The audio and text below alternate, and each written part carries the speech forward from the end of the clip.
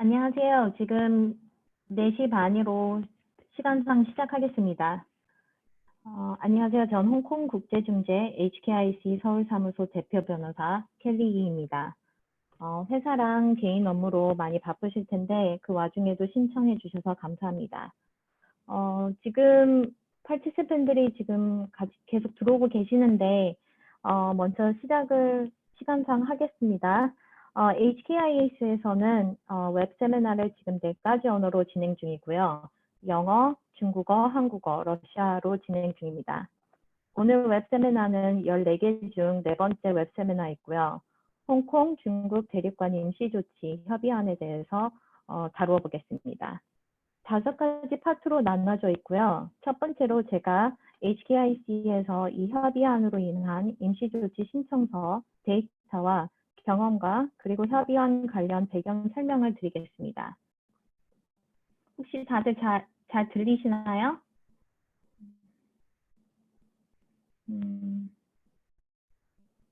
오케이. 다 잘 들린다고 지금 채트가 들어와서 계속 진행하겠습니다. 그 다음으로는 김준기 교수님께서 이 협의안의 중요성, 특히 중국 관련된 사업이나 투자 프로젝트의 영향, 그리고 현중 당사자 간 주의해야 되는 중재 이슈들에 대해서 설명해 주시겠습니다. 다들 아시다시피 김준기 교수님은 연세대학교의 법학 전문대학원의 교수님으로 계시고요. Korean Arbitration Review, International Investment Law and Arbitration, Dispute Resolution International의 편집위원장님으로 계십니다. 지금 국제중재, 국제거래, 그리고 International Trade 전문가이시고요. HKIC와 다른 타 국제기관 기관에서도 중재인으로 활동 중이십니다. 세 번째로 존 리 변호사님께서 임시조치 신청 조건과 신청 과정을 설명해 주시겠습니다. 존 리 변호사님은 퀸 이마뉴얼 홍콩 사무소의 매니징 파트너로 계시고요. 아시아 태평양 국제중재 헤드이시고 옥스포드대를 나오셨고 영국 변호사이십니다. Chambers and Partners Dispute Resolution 분야 International Law Firm 중 밴드 1으로 랭킹돼 있으시고요. HKIC의 arbitrator로 활동 중이십니다. 네 번째로 박광기 법정 변호사님께서 임시조치 배경과 신청 절차에 대해서 더 자세하고 추가적으로 설명을 해주시겠습니다. 박광기 변호사님은 전 세계에 몇 명 안 되는 한국인 법정 변호사 중 한 분이신데요. 홍콩의 거점으로 활동하고 있는 국제분쟁 해결 변호사이십니다. 중국 국제중재 그리고 상사소송 및 협상에 특화되어 있는 베리스터이시고요. 현재 국제상공회의소 국제중재 분야 위원장님 그리고 홍콩 법정 변호사 협의회의 국제중재 분야 위원장님으로 활동하고 계시고요. 추가적으로 HK45 운영위원으로 활동 중이십니다. 마지막 파트는 시청자들께서 보내주신 질문들을 살펴보는 시간을 갖겠습니다. 웹 세미나를 진행하는 동안 혹시 질문 사항들이 생기시면 Q&A 파트에다가 채트로 넣어주시면 감사하겠습니다. 본건으로 들어가기 전에 하우스키핑 이슈 한 가지를 더 추가적으로 말씀드리자면 이 웹 세미나가 끝난 후 녹화본과 사용 중인 지금 PPT 자료를 HKIC 웹사이트에 업로드 될 예정이니 만약에 추가적으로 필요하시면 거기에서 다운로드 할 수 있게끔 준비해 주겠습니다. 그럼 이제 시작하겠습니다. 첫 번째로 홍콩, 중국 임시조치 협의안에 대해서 설명드리기 위해서는 4가지 중요한 날짜를 소개드리겠습니다. 첫 번째 스크린에 보이시는 날짜 4월 2일 2019년도 이날이 협의안이 최종 본회의 설명된 날짜입니다. 서명은 홍콩에서 진행이 되었고요. 두 번째 날짜는 임시조치가 실행되기 며칠 전 2019년 9월 25일 날 이날은 홍콩 국제중재와 타 센터들이 임시조치 허용기관으로 선정된 날입니다. 허용된 기관이란 무슨 의미인지랑 누가 허용된 기관인지 나중에 박광기 변호사님께서 설명해 주시겠습니다. 다음 날짜는 2019년 9월 26일, 바로 그 다음 날인데요. 이날 중국 대법원에서 노트를 발행했습니다. 노트는 협의안의 해석 그리고 신청 과정을 설명해 주시는 자료라고 보시면 되고요. 이 중국 법원들 그리고 해당 중재기관들 그리고 신청자, 중재 당사자들을 위한 협의안 사용법 가이드라인 자료라고 보시면 되겠습니다. 그리고 추가적으로 12개의 템플릿도 발표를 했는데요. 템플릿은 신청 사유별로 준비되고 있는 샘플 신청서입니다. 신청서를 작성하실 때 참고하시면 많은 도움이 되실 거라고 생각됩니다. 노트랑 템플릿은 둘 다 HKIAC의 웹사이트에 있으니 참고하시기 바랍니다.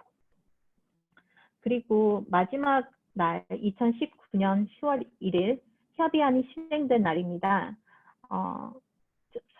사실 HKIAC에서는 10월 1일 전에 첫 신청서가 벌써 미리 접수되어 있었고요. 협의안을 보시면 10월 1일 전 접수된 거는 진행이 불가하다고 돼 있어서 간단히 신청자에게 재신청을 요구했고 10월 1일 다시 접수를 받아 진행을 했습니다.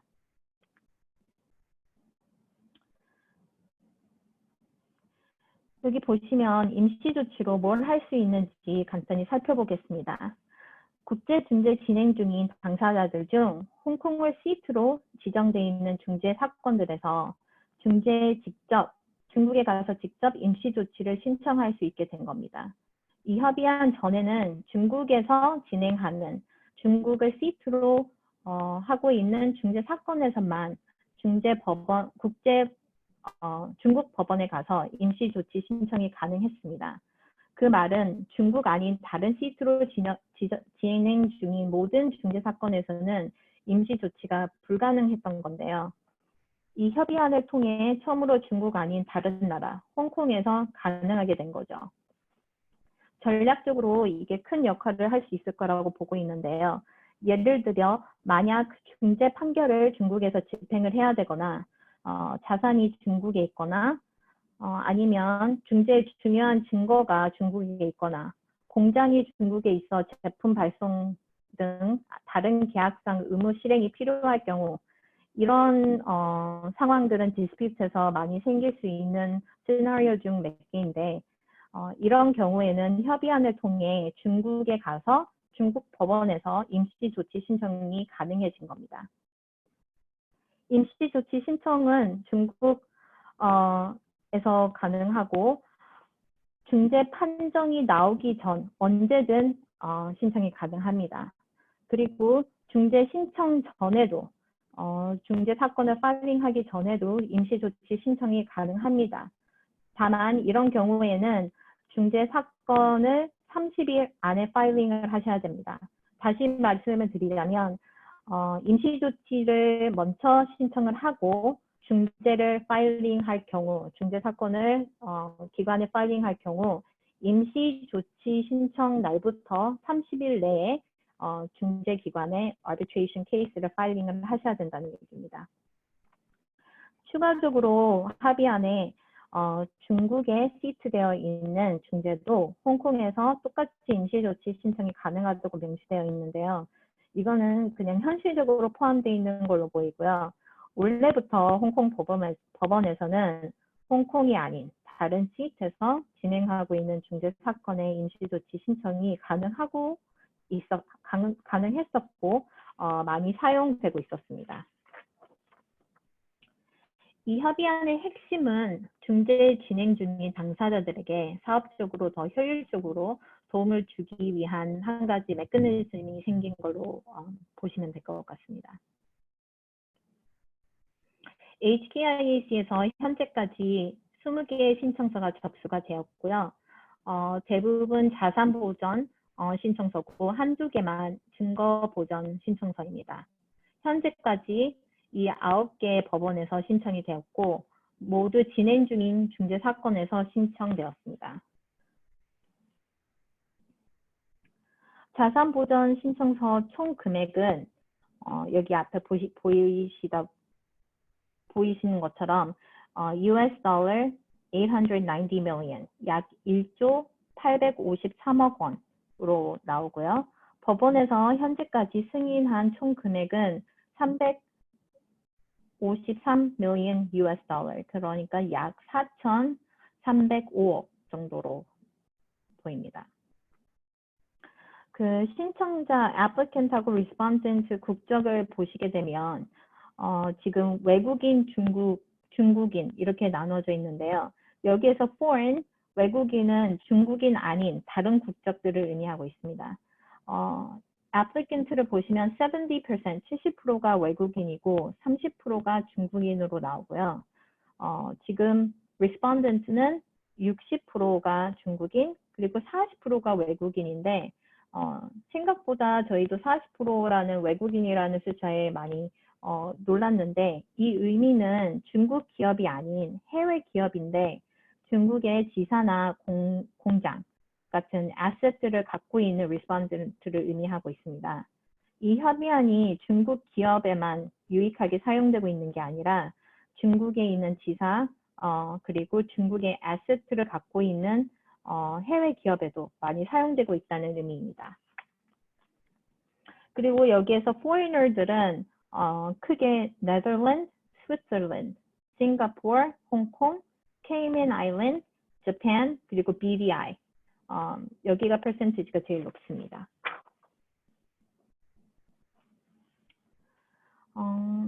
이 신청을 하실 때 협의안 Article 4에 나와 있는 이 자료들을 포함시켜 주셔야 되고요. 이 중에 Letter of Acceptance of Case from HKIC라는 게 보이시죠? 이거를 신청하실 때는 이 자료들, 두 번째 박스에 나오는 이 자료들을 같이 보내주셔야 됩니다. 중재가 접수된 사건들만 Letter of Acceptance를 저희가 발행해 드릴 수 있고요. 추가적인 비용은 없습니다. 모든 서류가 정상적으로 접수되는 시점부터 당일 또는 늦어도 다음 날까지 저희가 발행해 드리고 있고요. 신청인께서 따로 말씀 없으시면 모든 진행은 엑스파르테로 진행되고 있습니다. 이 신청서를 다루면서 저희가 몇 가지 이슈를 겪었는데, 보시면 여기 신청 절차가 명확하지 않아서 문제가 생긴 점이 있었습니다. 예를 들어 협의안에는 기관이 신청서를 Letter of Acceptance를 파일링을 해야 된다고 명시가 돼 있고, 노트에는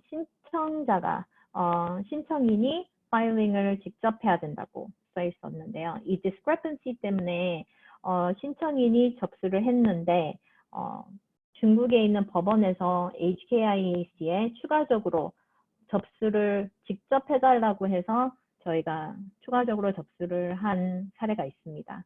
크게 문제가 되는 건 아니었고 쉽게 고칠 수 있었지만, 이런 아직까지는 새로운 법안이다 보니까 조금 discrepancy가 생기고 있다는 점 양해해 주시기 바랍니다. 그리고 현재까지 7개 신청서, 그러니까 20개 중 7개 신청서가 승낙이 되었고요. 나머지는 보유 그리고 미결 사태입니다. 20개 중 단 하나도 denied 신청서는 없고요. 저희가 보기에는 그 나머지 지금 보유되고 있는 사건들은 코로나 발생 직전 그리고 직후 신청서가 접수된 그런 사건들로 보고 있습니다. 이런 코로나 영향인데 법원들이 아시다시피 다 마비된 사태이기 때문에 이게 풀리면서 아마 백로그가 조금 풀리면서 이제 좀 더 빠른 결정이 나올 거라 생각됩니다. 제 부분은 이걸로 마무리를 하고요. 다음으로 김준기 교수님께 넘기겠습니다. 감사합니다. 네, 감사합니다. 이 변호사님 소개해 주셔서 감사합니다. 저는 방금 소개받은 연세대학교의 김준기라고 합니다. 저는 그 홍콩 중국 간 아까 이 변호사님께서 설명하신 임시적 처분 합의서의 거시적인 측면, 큰 그림에 대해서 설명을 드리고자 합니다. 이후에 우리 이존리 변호사님하고 박광기 변호사님께서는 좀 더 구체적인 내용에 대해서 말씀드릴 겁니다. 여기서 제가 임시적 처분이라고 하고 있는데 이거는 한국서 사용되는 용어고 임시조치라는 용어랑은 같은 의미입니다. 먼저 지금 나온 대로 제가 한중교역 간략한 역사에 대해서 한번 짚어보고 그 다음에 한중 당사장 간의 중재에 대해서 저희가 생각해 봐야 될 사항들을 한번 공유를 해보고요. 그 다음에 마무리를 짓도록 하겠습니다. 여기서 먼저 여러분들이 그 방금 나온 슬라이드에서 보시다시피 지금 우리나라 한중교역 지난 25년간 정말 엄청난 규모로 팽창을 했습니다. 제가 아까 통계를 잠깐 한번 살펴봤는데 자그마치 34배 증가했습니다. 92년부터 살펴보면요.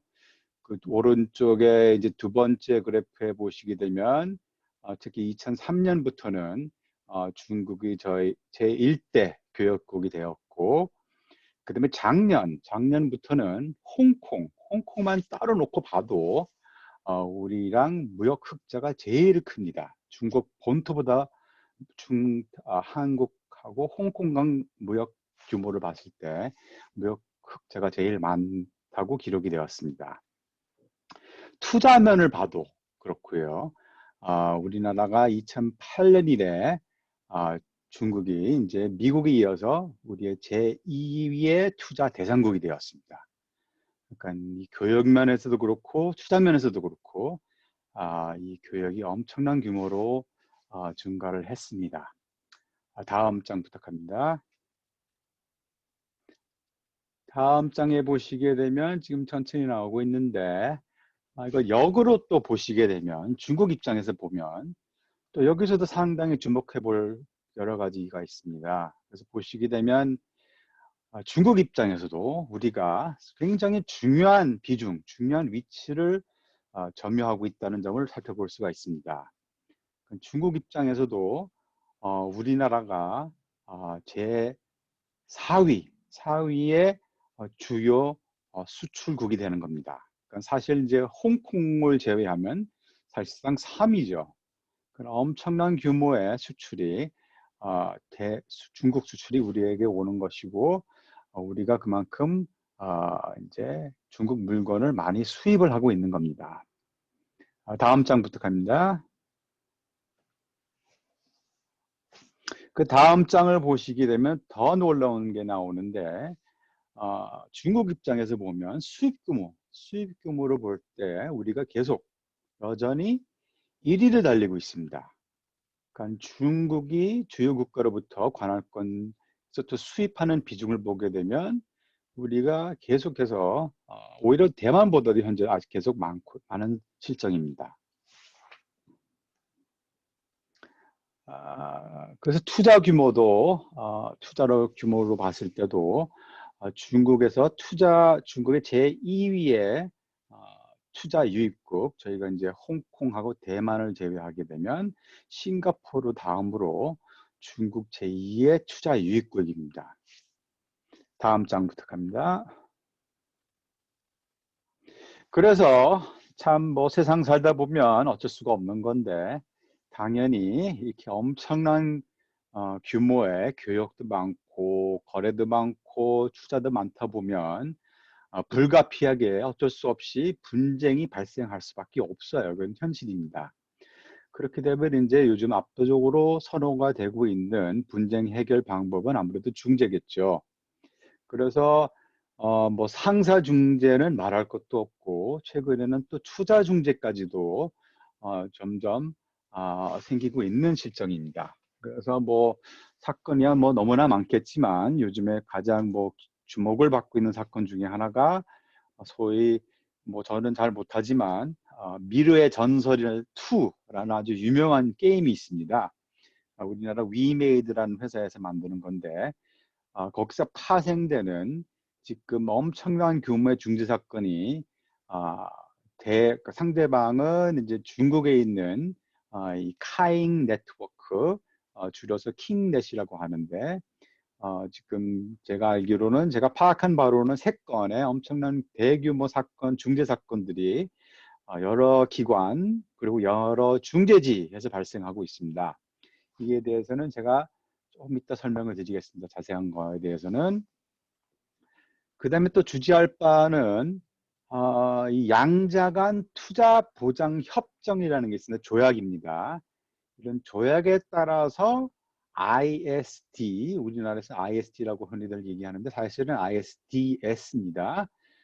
이런 투자 중재, 그러니까 투자자가 국가를 상대로 하는 아주 특별한 중재 사건들이 있습니다. 그래서 사실은 세계은행 국제투자분쟁 해결센터라는 곳이 있는데 거기서 상당수의 중재 사건들이 있습니다. 사실은. 근데 중국을 상대로 한 사건은 이제까지 3건뿐이 없었어요. 근데 놀랍게도 그중에 2번째 사건이 안성 하우징이란 한국 투자자가 중국을 상대로 소를 제기한 것이 있습니다. 중재 사건을. 반대로 지금 우려가 되고 있는 것은 또한 중국 투자자가 워낙 우리나라에 투자를 많이 하고 있기 때문에 한국에, 그래서 중국 투자자들이 우리나라를 상대로 지금 투자 중재를 제기할 가능성이 있지 않느냐라고 현재 우려가 되고 있습니다. 다음 장부터 갑니다. 네, 그러면 다음에 이제 한중 당사자 간에 이제 아무래도 중재로 분쟁을 해결할 경우에 고려해야 될 주요 사항들에 대해서 한번 짚어보도록 하겠습니다.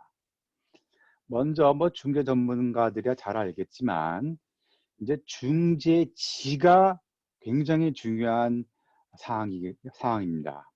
여기서 중재지라고 하면 arbitration seat나 place가 되겠는데 먼저 혹시 잘 모르시는 분이 계시면 중재지는 심리 장소하고는 전혀 의미가 다른 겁니다. 중재지는 법적인 의미가 있습니다. 그래서 중재지를 어디로 선택하느냐에 따라서 먼저 중재법이 결정이 됩니다. 그 다음에 2번째 그에 따라서 중재법이 결정이 되면 그에 따라서 해당되는 법원이 결정이 되는 겁니다. 그러니까 한국 당사자하고 중국 당사자가 서로 이제 내고를 하기 시작할 때는 예를 들어 중국 당사자는 예를 들어 중재지를 이제 중국 뭐 대표적으로 북경, 상해, 심천 같은 곳을 원할 테고 많은 경우에는 그 다음에 서울 한국 당사자는 가령 서울을 원할 수 있겠죠. 그럼 한국 당사자가 중재지를 서울로 정했으면 그럼 당연히 해당되는 중재법은 한국의 중재법이 될 것이고 그 다음에 그거에 따라서 한국 법원이 여러 가지 보조적인 역할, 후견적인 역할을 하게 되는 겁니다. 그 다음에 좀 이따 설명드릴 예를 들어 임시적 처분을 이제 내지는 뭐 중재 취소나 집행 등을 담당하게 되는 겁니다. 그러면 서로 서울과 한국 당사자와 중국 당사자가 서로 절충이 예를 들어 잘 안 되면 서로 이제 본국에 있는 곳을 고집을 할 테니 그러면 절충안으로 나오는 것이 대표적으로 이제 홍콩 내지는 싱가포르이 요즘에 많이 절충안으로 나오고 있습니다. 그럼 중재지를 당연히 예를 들어 홍콩을 했을 경우에는 홍콩 중재법이 적용되는 것이고 그 다음에 홍콩의 법원이 아까 말씀드린 그런 여러 가지 후견적인 역할을 담당하게 되는 겁니다. 여기서 또 한 가지 또 생각해 보셔야 될 것은 아직은 좀 덜 각광을 받고 있지만 그리고 덜 이용이 되고 있지만 사실은 한중 당사자라면 어떻게 보면 동경 같은 곳도 제법 매력적인 절충안이 될 수 있다고 봅니다. 왜냐? 잘 생각해 보시면 한중 당사자는 둘 다 대륙법 국가입니다. 그렇다면 그리고 반대로 홍콩하고 싱가포르는 둘 다 영미법이겠죠. 영미법 국가이기 때문에 만약 대륙법 국가를 선호한다면 그리고 뭐 선호할 수 있는 이유가 여러 가지가 있을 수 있겠지만, 그럼 동경 같은 곳을 중재지, 법적인 의미의 중재지로 선택하는 것도 괜찮은 대안이 될 수 있다고 봅니다. 다음 장부터 갑니다. 다음 장을 보시게 되면 그 다음에 중재지를 선택하고 나서는 아무래도 또한 중재기관이 중요하겠죠. 그러니까 중재기관하고 중재지는 전혀 같을 필요가 없습니다. 그러니까 아까 말씀드린 대로 중재지는 홍콩이어도 중재기관은 다른 중재기관을 사용하셔도 되고, 또 같은 맥락에서 아까 말씀드린 대로 예를 들어 한중 당사자 간의 내고를 할 때는 많은 경우에는 한국 당사자는 한국에 있는 중재기관, 우리나라는 한국의 경우는 대한상사중재원이 있을 테고, 중국의 당사자의 경우는 이제 중국에 있는 중재기관을 또 선호할 수 있겠죠. 물론 중국에 있는 중재기관은 지금 뭐 240개가 넘고, 그다음 물론 국제중재에서는 대표적인 중재기관이 여러 개 있겠지만, 그럼 여기서 또 합의가 잘 안 될 수도 있겠죠.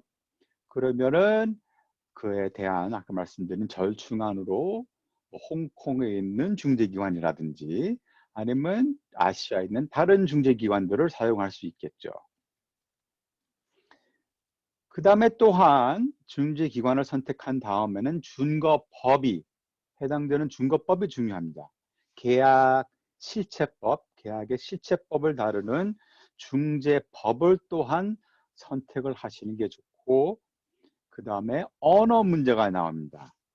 뭐 이외에 뭐 이 중재 합의 관련된 여러 가지 요소가 있겠죠. 제가 언어에 대해서 잠깐 설명을 드리자면, 제가 요즘 많이 겪고 있는, 그리고 좀 듣고 있는 바가, 이제 한 중국 당사자를 내고를 할 때 요즘 많은 중국 당사자들이 언어 조항을 갖다가 영어로만 하지 않고, 예를 들어 영중 이 두 개 언어로 진행되는 것을 이렇게 내고사항으로 요구하는 경우가 많아지고 있다고 들었습니다.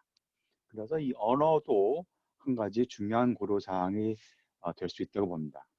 마지막으로 이제 법률 대리인, 나중에 만약에 이제 가장 바람직한 것은 많은 분들이 이제 협상 단계에서는 뭐 중재, 분쟁 이런 걸 생각을 안 하겠지만, 사실은 협상 단계, 계약 초기 단계부터 이 분쟁 조항에 대해서 법률 대리인, 중재, 분쟁 전문가의 조언을 한번 받는 것을 적극적으로 권합니다.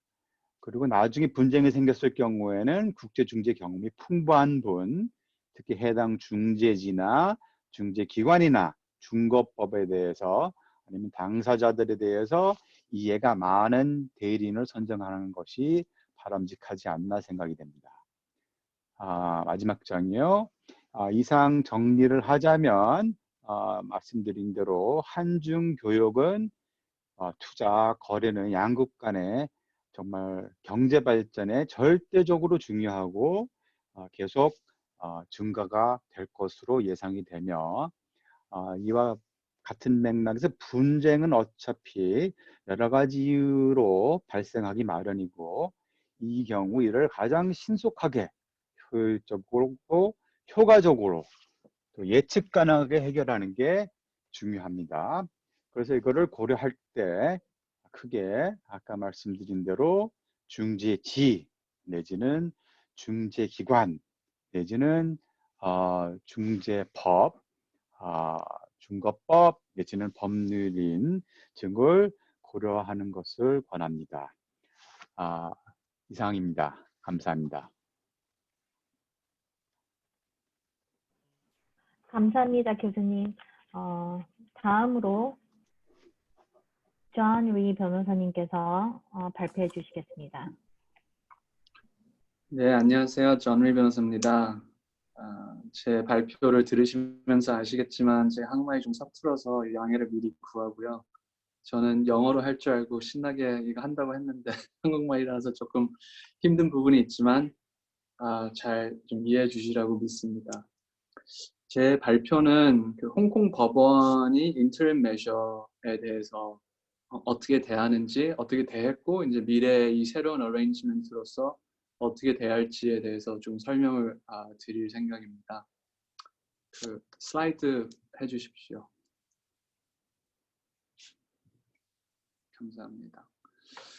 그 새로운 어레인지먼트 자체로서는 크게 그 벌써 제 발표하신 두 분께서 말씀하신 게 있고 거기에 되게 중요한 이슈들이 있는데 홍콩 법원 그리고 인터넷 메셔상 이게 뭐 크게 새로운 게 있는 게 아니라 원래 있던 그 조치를 reaffirm하는 정도로 저희는 생각을 하고요. 그게 왜냐하면 홍콩 법원은 분쟁 당사자들이 자주 임시 조치를 필요로 하는 관할 구역이고 그리고 나라고 그래서 홍콩 법원은 해당 경험이 굉장히 풍부합니다. 외국인 당사자들의 임시 조치 신청을 주기적으로 다루고 그 타 국가 소재의 중재나 소송을 위한 임시 조치 또한 많이 다루고 있습니다. 그래서 인터임 메셔에 관해서는 홍콩 법은 탄탄하고 효율적으로 발전해 왔다고 생각하시면 됩니다. 그리고 홍콩 법원이 워낙 중재에 대해서 pro-arbitration, 그 우호적으로 생각을 해서 타 국가를 중재지로 하는 중재나 소송 절차를 도울 때 있어서 실용적이고 유연한 태도를 갖고 있다는 점 또한 존재한다고 알고 계시면 될 것 같습니다. Next slide.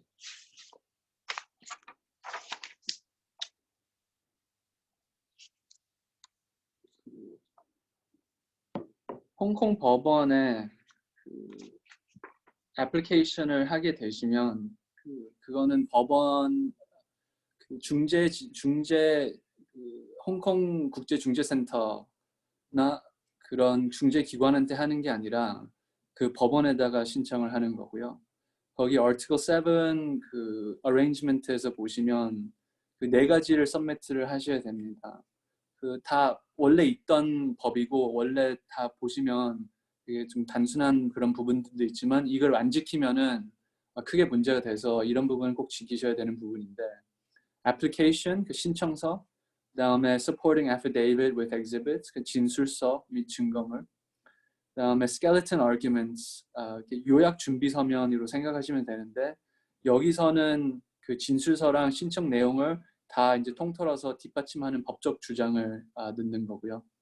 그다음에 법원 명령 초안을 저희가 이제 쓰는 건데 이거는 우리가 이겼다는 전제하에서 법원이 그 court order를 처음부터 다 쓰기 싫어서 저희가 초안을 만들어 드리면 우리가 이기면은 그걸 그대로 아니면 수정이 필요하다면은 조금 수정해서 사인을 해주시는 겁니다. Next slide.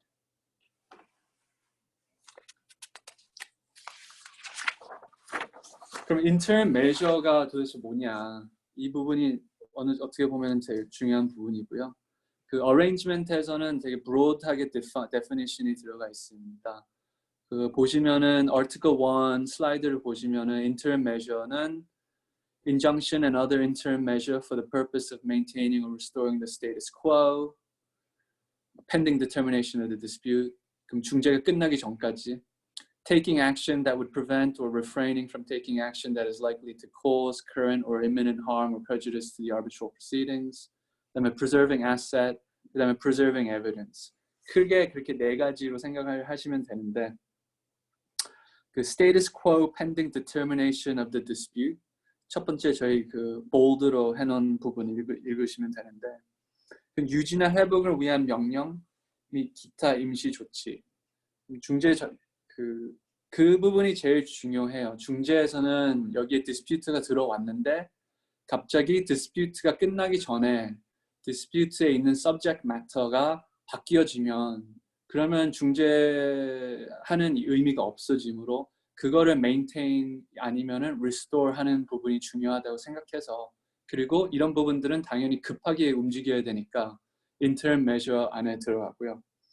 그다음에 그 imminent harm or prejudice to the arbitral proceedings 라는 부분을 읽으시면 중재 절차에 해가 되거나 편견을 야기하는 일을 막는 행동을 하거나 그런 일들을 하지 않는 것 그런 부분들을 이제 그 중재에서 맡게 되고, 그다음 preserving assets은 자산 보존, 그리고 preserving evidence는 증거 보존.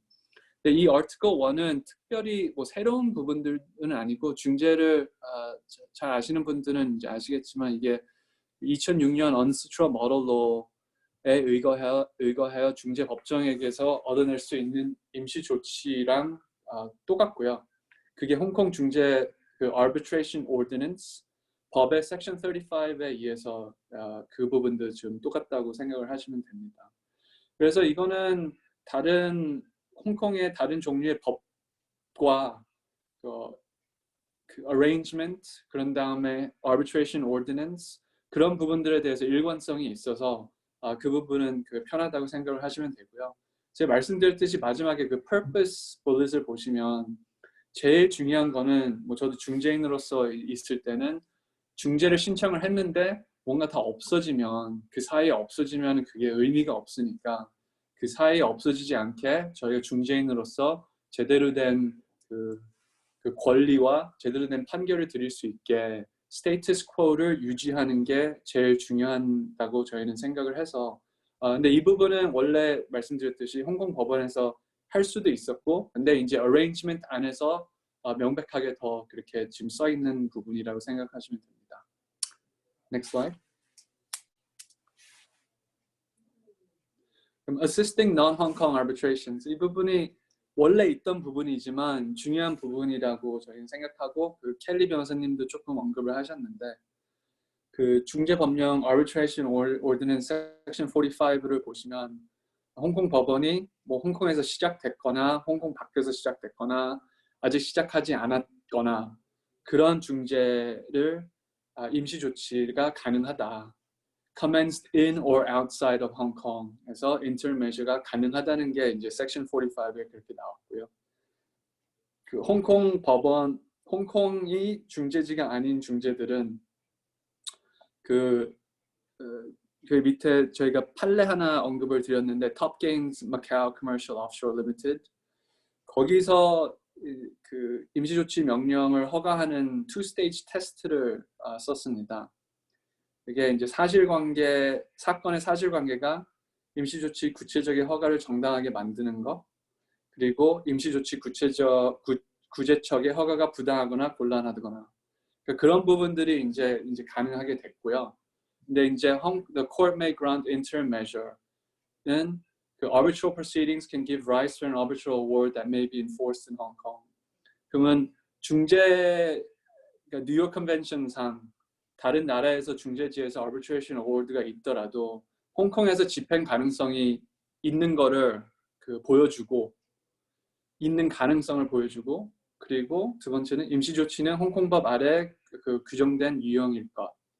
그 두 개가 가능하면은 그 두 개를 이제 법원에다가 증거 자료를 제출하고 그거를 법원을 설득을 하면은 그 interim measure가 non-Hong Kong arbitration이더라도 가능하다고 보시면 됩니다. 다음 슬라이드 넘어가 주실래요?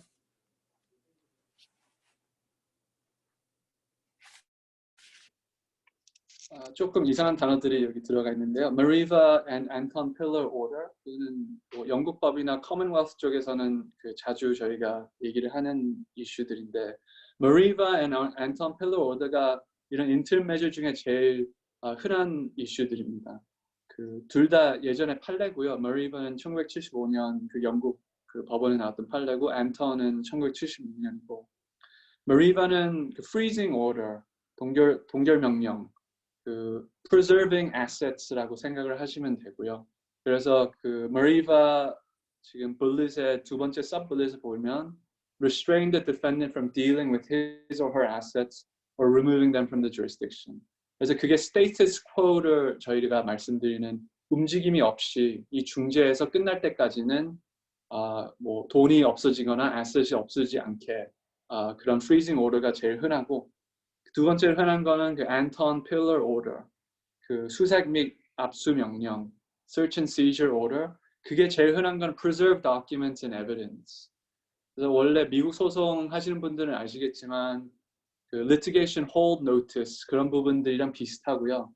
여기서 증거가 없어질까봐 없어질 거라는 거를 저희 법원한테 명백하게 보여줄 수 있으면 증거가 없어지지 않게 법원에서 그 도움을 줄 거라고 생각을 하시면 되고, 여기서 되게 중요한 부분 하나는 이걸 얻으려면 full and frank disclosure를 해야 돼요.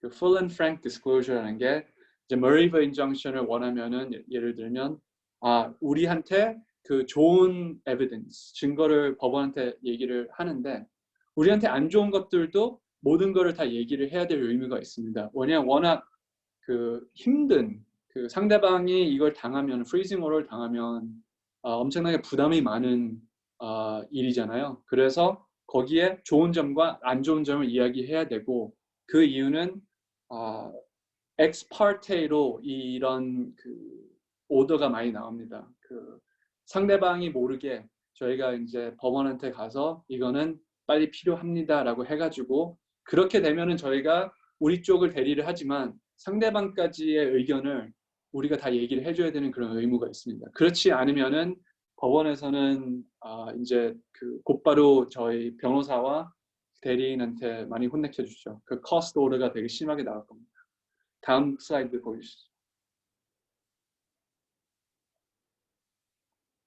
제가 말씀드렸던 그 ex parte without notice, 대체적으로 ex parte로 하고 그럴 수밖에 없어요. 왜냐면 뭐 이 부분은 다 잘 아시겠지만 저희가 뭐 freezing order를 하겠다고 상대방한테 얘기하면 상대방은 그때 다 미리 뭐 돈을 아니면 assets을 다 옮겨놓을 수가 있으니까 ex parte로 움직일 수밖에 없고 근데 이제 ex parte를 받은 다음에는 당연히 상대방한테 노티스를 주고 뭐 예를 들면 그 은행 relevant bank한테도 줘서 그 freezing order를 저희는 해야 되고 근데 이제 이슈는 그 respondent가 홍콩에 없고 다른 나라에 있다.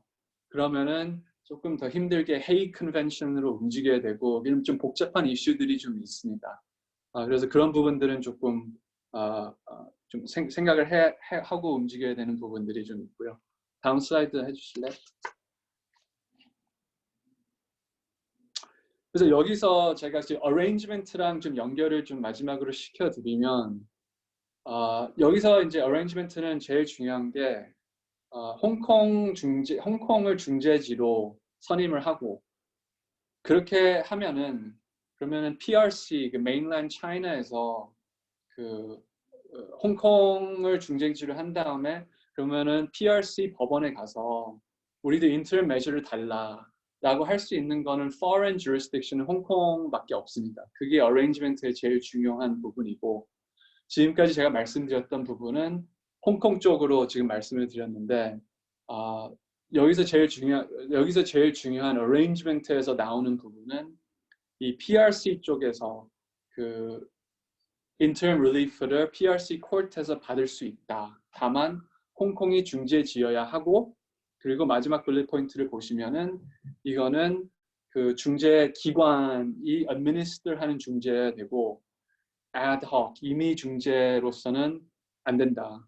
그리고 arbitration, administration이라는 거는 뭐 당연히 HKIC, 홍콩 국제중재원 같은 그런 중재원에서 administration이 꼭 해야 됩니다. 마지막 슬라이드로 해주시죠. 네, 그래서 뭐 practical 팁이라고는 하지만 제가 지금 말씀드린 부분 약간의 반복인데요. 저희 이제 중국이랑의 특히 그 상대방이 되고 그렇게 하면은 저희는 이제 생각해야 될 부분은 당연히 첫 번째 bullet point는 make sure your arbitration agreement is clear. 명백한 중재 조항을 넣으셔야 되고 그러면은 홍콩이나 PRC를 시트로 하시면 중재지로 하시면 그리고 저희 그 중재기관 당연히 HKIC로 하시면 이 arrangement에 들어가실 수 있다는 점을 잘 이해를 하시면 될 것 같습니다. 저는 이 정도일 것 같은데요, 변호사님. 감사합니다, 전 변호사님. 다음으로는 박광기 변호사님께서 발표해 주시겠습니다.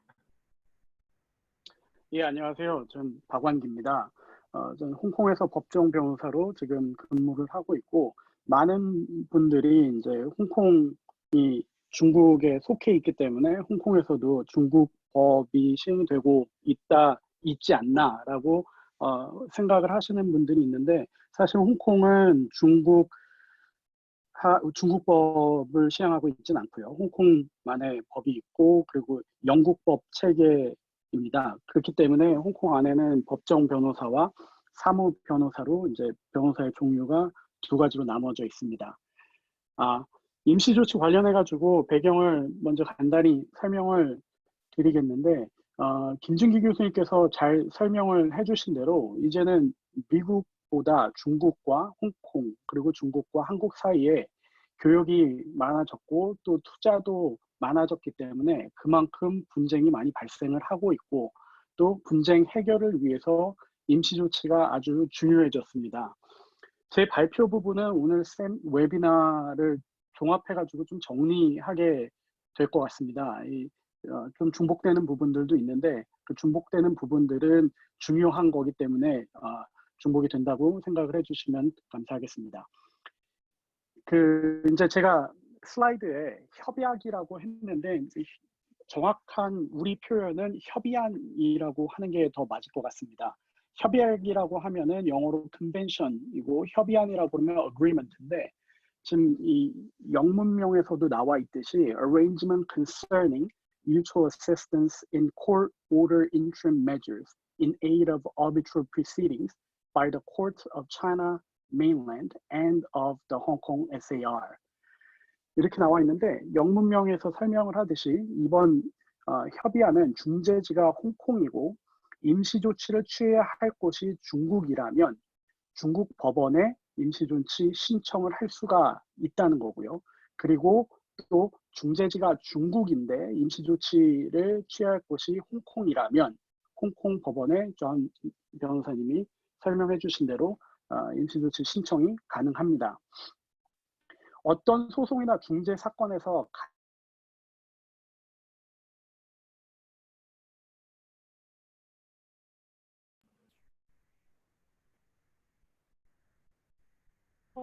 박전 선생님, 중재 판정이 나온 후구나 지금 예. 살짝 안 들렸었는데 you went off for a minute. 그 지금 말씀하신 포인트만 다시 한번 처음부터 얘기해 주시겠어요? 네. 이 협의안의 영문명에서도 설명을 하듯이 중재지가 홍콩이고 임시조치를 취해야 할 곳이 중국이라면 중국 법원에 이제 임시조치 신청을 할 수가 있고 반대로 중재지가 중국이고 임시조치를 취해야 할 곳이 홍콩이라면 홍콩 법원에도 이제 신청이 가능합니다. 현상 유지가 중요하다고 전우희 변호사님 말씀해 주셨는데 물론 승소했다는 가정하에 중재 판정이 나온 후 아니면은 법원 판결이 나온 후에 이 중재 판정이나 법원 판결을 집행하려고 하는데 상대가 자산을 전부 다른 곳으로 옮겨놓은 상황이라고 하면은 사건 해결의 시간과 돈을 들여 진행할 의미가 없어지게 됩니다. 분쟁 해결 업무를 주로 하는 변호사들이 집행이 제대로 되지 않은 판결을 empty judgment라고 표현을 하는데 이게 찾을 게 없다는 얘기죠. 그런데 이번 홍콩 중국 본토 간의 협의안을 게임 체인저라고 부르는 것이 분쟁 상대방의 자산이 중국 본토에 있는 경우 분쟁 해결의 실효성이 상당히 높아졌다고 하는 겁니다. 다음 슬라이드 넘겨주시기 바랍니다.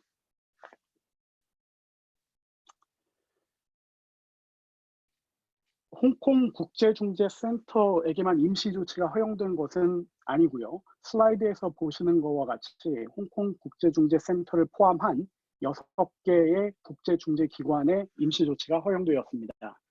China International Economic and Trade Arbitration Commission, 줄여가지고 CTEC이라고 보통 부르는데요. 이 홍콩 사무소에도 허용이 되었고 International Court of Arbitration of the International Chamber of Commerce,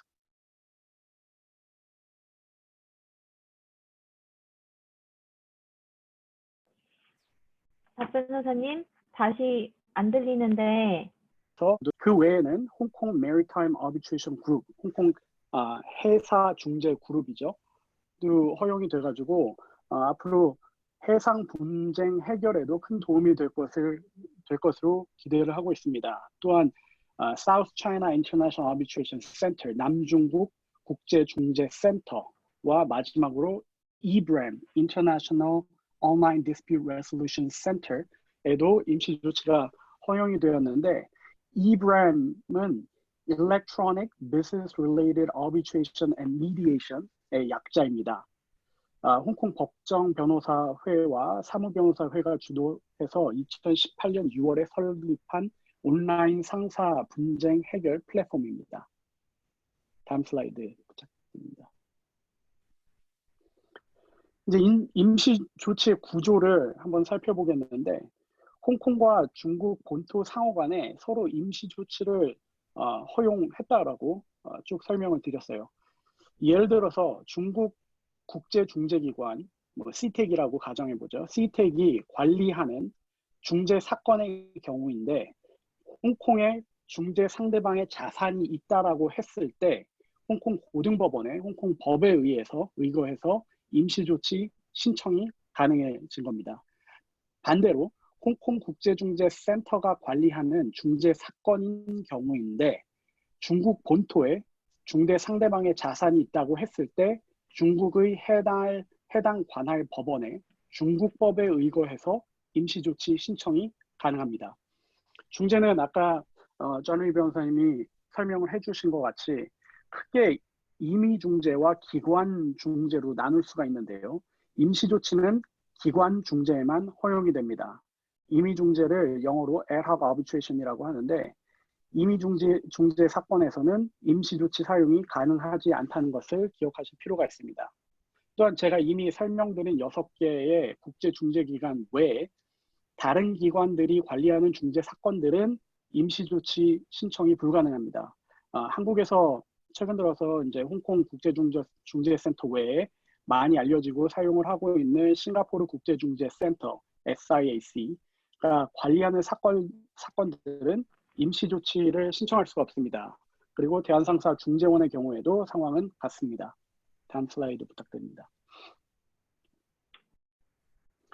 그럼 이제 중재 임시조치 범위에 대해서 한번 살펴보려고 합니다.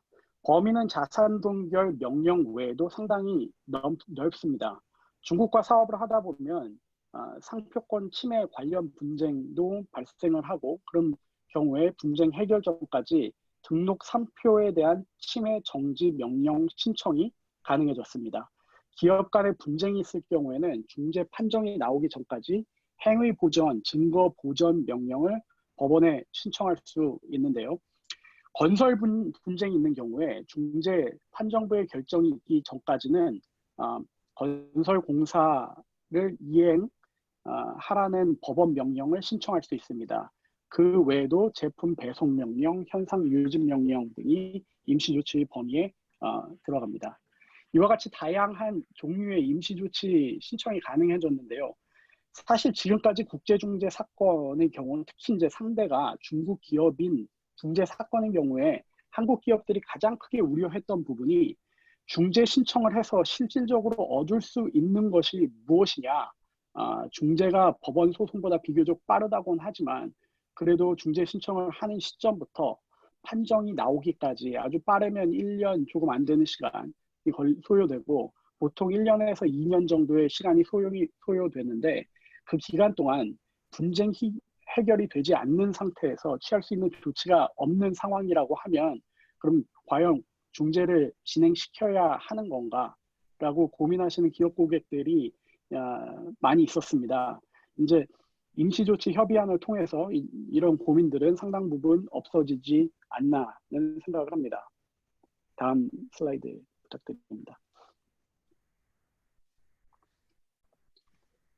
이제 실질적으로 어떻게 임시조치 신청을 할 수 있는지 설명드리려고 하는데 이전에 이 변호사님께서도 이거를 간단하게 설명을 해주셨습니다. 그런데 처음부터 들어오지 못하신 분들을 위해서 제가 다시 한번 간단하게 좀 설명을 드릴 텐데 먼저 임시조치 신청은 해당 중재기관에 중재를 신청하기 전에도 가능합니다. 그리고 중재 사건 해결이 실효를 가지려면 이미 설명드린 대로 중재 판정이 나오기 전에 신청할 필요가 있습니다. 어떤 소송 사건이든 중재 사건이든 골든타임이 있는데요.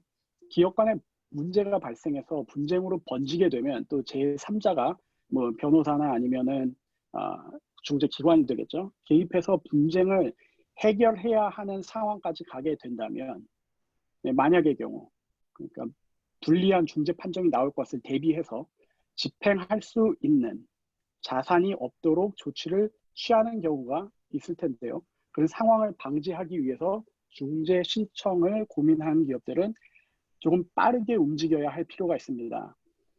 홍콩 국제중재센터의 중재 신청 전에도 이 협의안 제3조에 의거해서 자산이 있는 아니면 임시조치가 필요한 해당 중국 법원에 직접 신청을 할 수가 있습니다. 물론 이 경우 임시조치 신청을 위해서 홍콩과 중국에 있는 변호사들의 조력이 좀 필요할 것으로 생각을 하고요.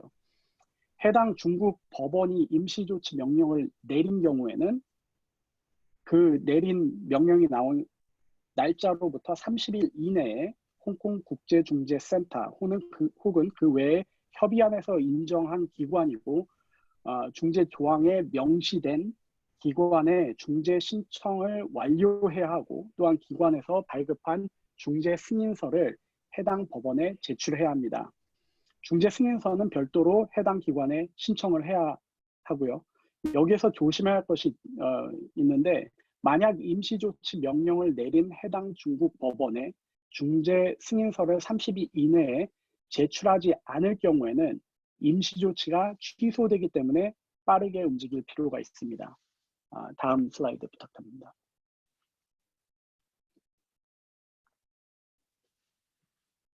다음 슬라이드 부탁드립니다.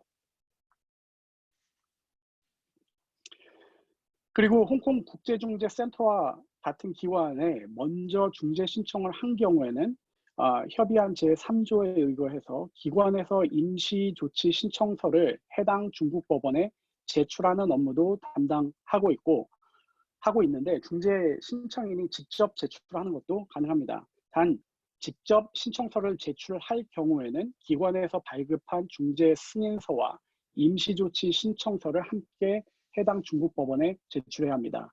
어떻게 보면 가장 기본적이면서도 가장 중요한 것이 임시조치 협의안을 이용하기 위해서는 제가 설명드린 대로 협의안에서 승인한 중재기관이 중재사건이어야 하고 또 중재지가 홍콩이어야 합니다.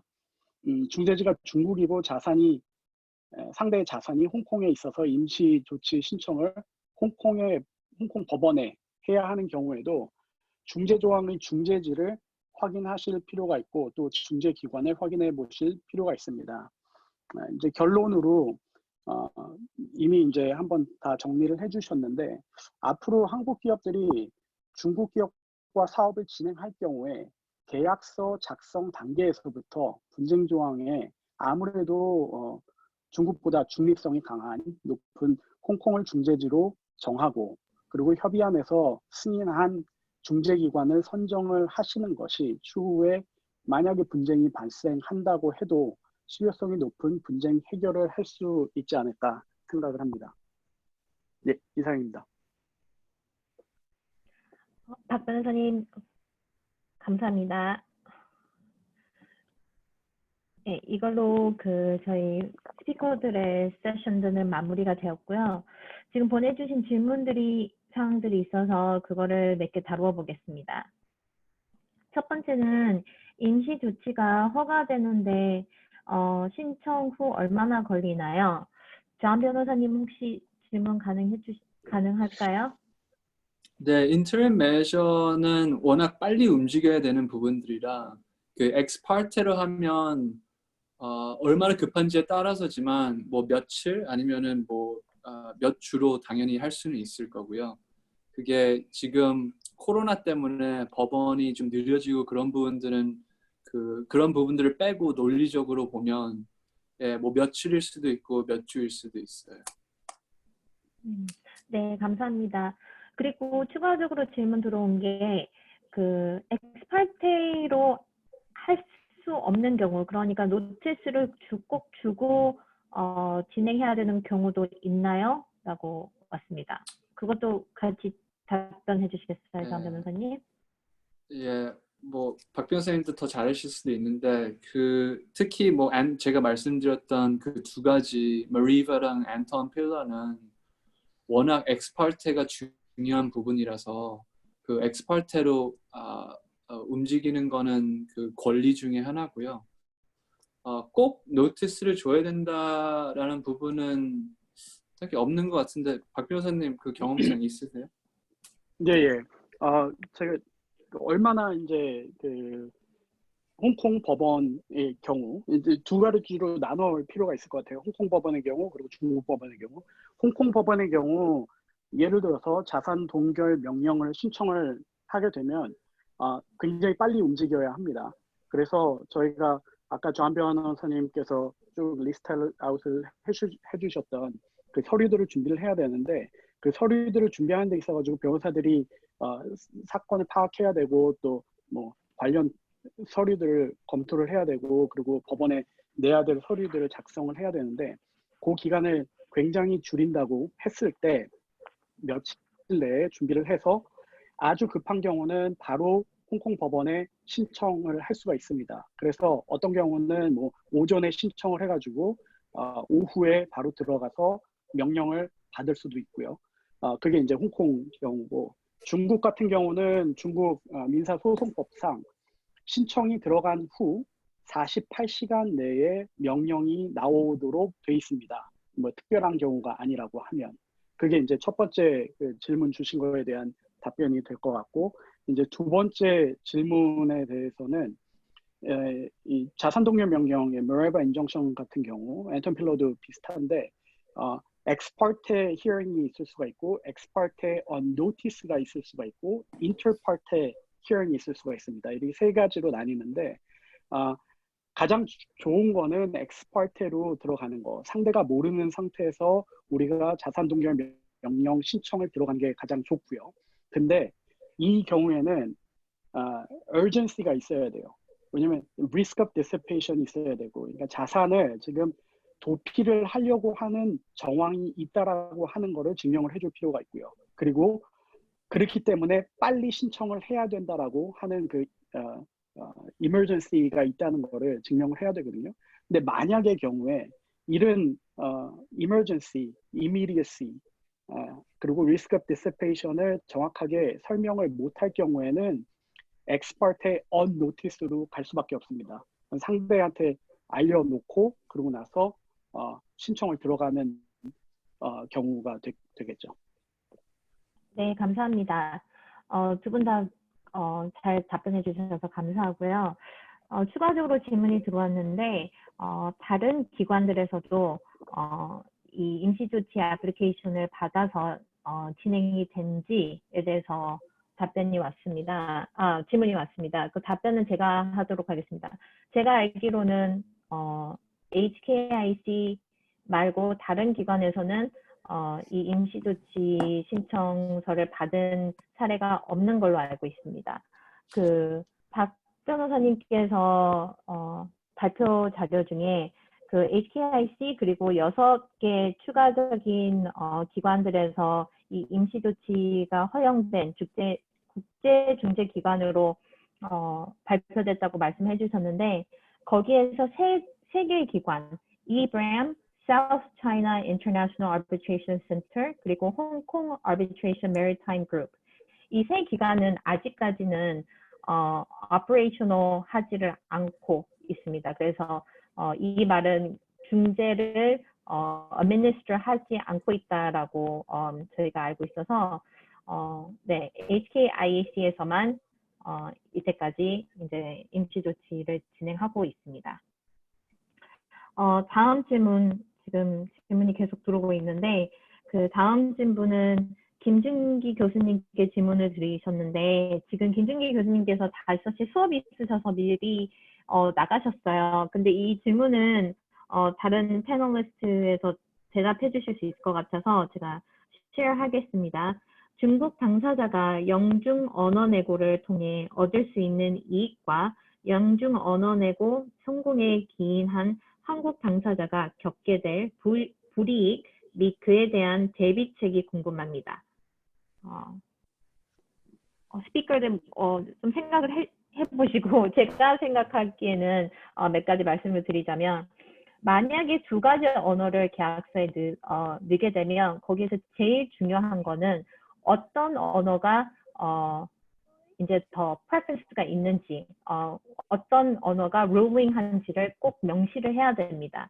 만약에 그걸 명시 안 하게 되고 영어 버전하고 중국어 버전, 아니면 영어 버전 그리고 한국어 버전, 거기에서 이제 translation에서 좀 문제가 생기면 어떤 게 ruling 하는지에 대한, 어떤 버전이 맞는지에 대한 거에 이슈가 dispute가 또 추가로 발생되기 때문에 그게 제일 중요한 부분이라고 생각하는데, 박 변호사님하고 이 변호사님은 추가적으로 해주실 말씀 있을까요?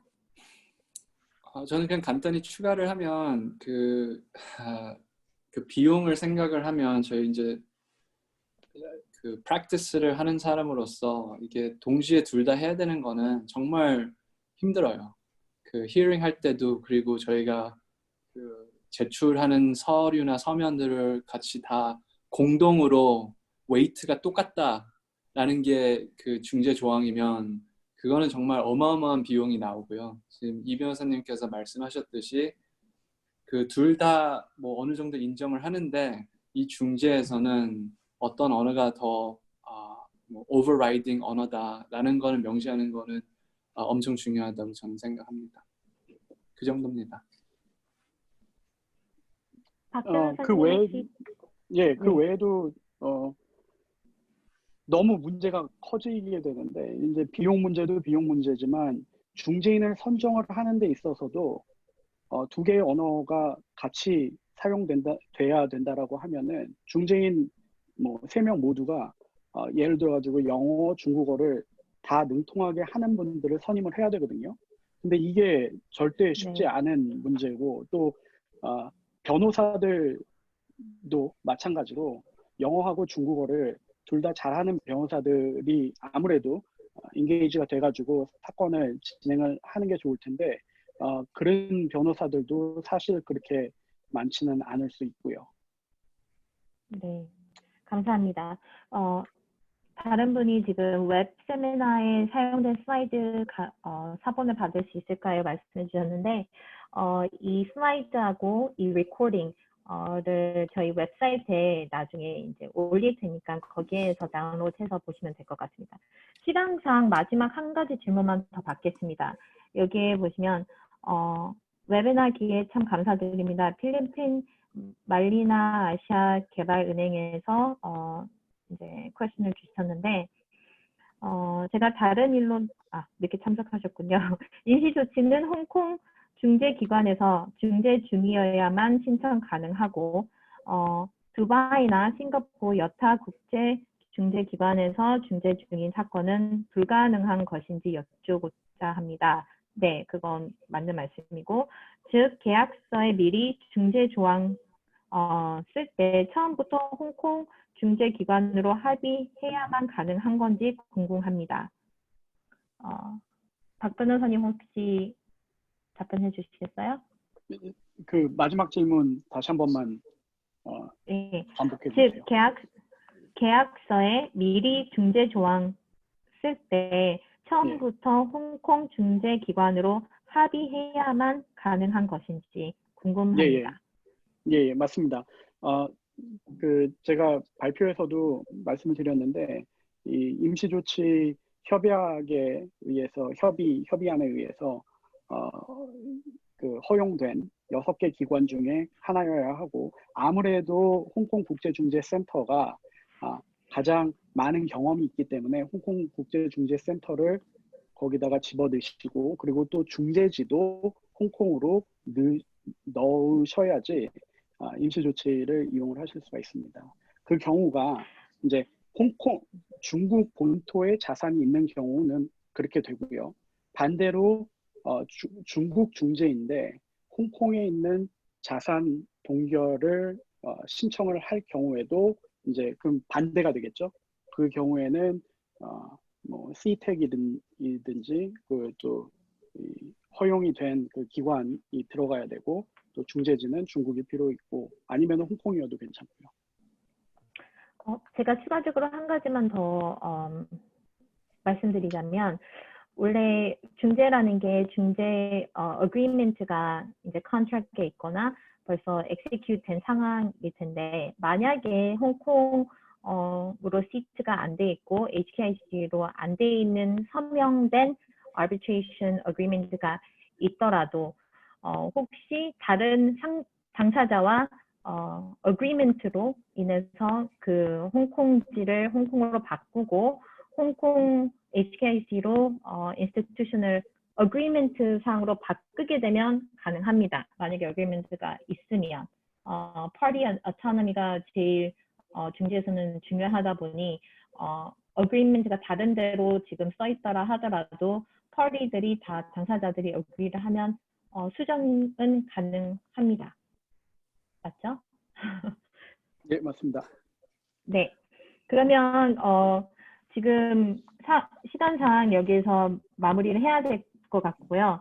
지금 다음 슬라이드를 보시면 다음 웨비나 시리즈 스케줄이 있습니다. 이거 참고하시고 레지스터해서 다음 기회에 또 뵀으면 좋겠고요. 시청해주신 모든 분들께 감사하다는 말씀 꼭 드리고 싶고 김준기 교수님 그리고 존 변호사님, 박광기 변호사님 많이 준비해 주시고 참석해 주셔서 감사합니다. 감사합니다. 감사합니다.